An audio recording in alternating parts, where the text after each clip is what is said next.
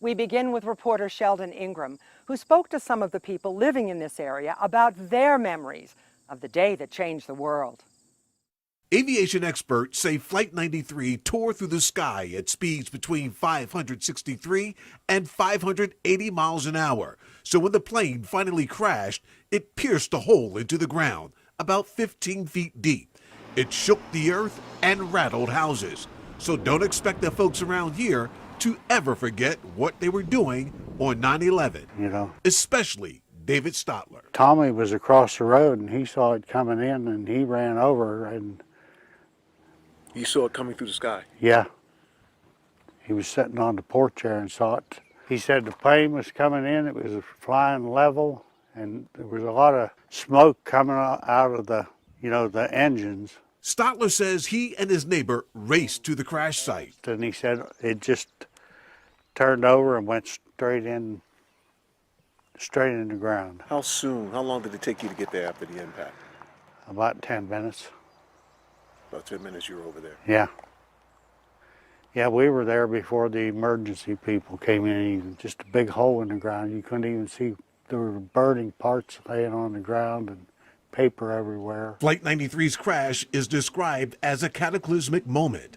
Residents close by talk of how their bodies shook and were lifted. Heard a big explosion, and it felt like it lifted me right out of the chair. And ran outside.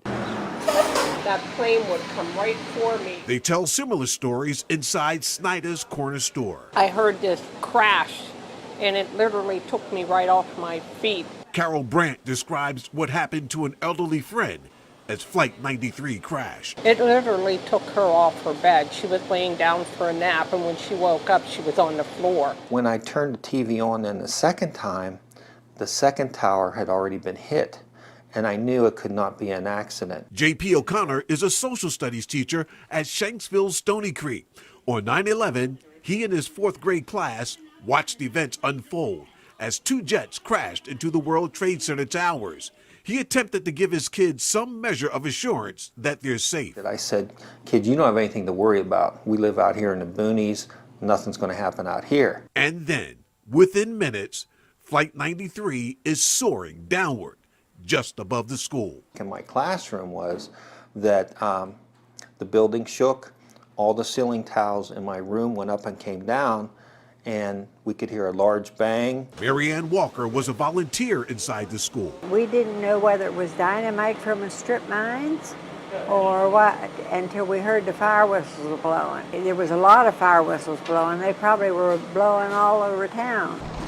So yes, the folks around here will always remember what they were doing that day. The fate of Flight 93 shook their bodies and stirred their souls. I picked this little piece of, it would have been a fragment from the plane. It was metal. And the feeling that went through me was just so weird that I literally dropped it. Right there was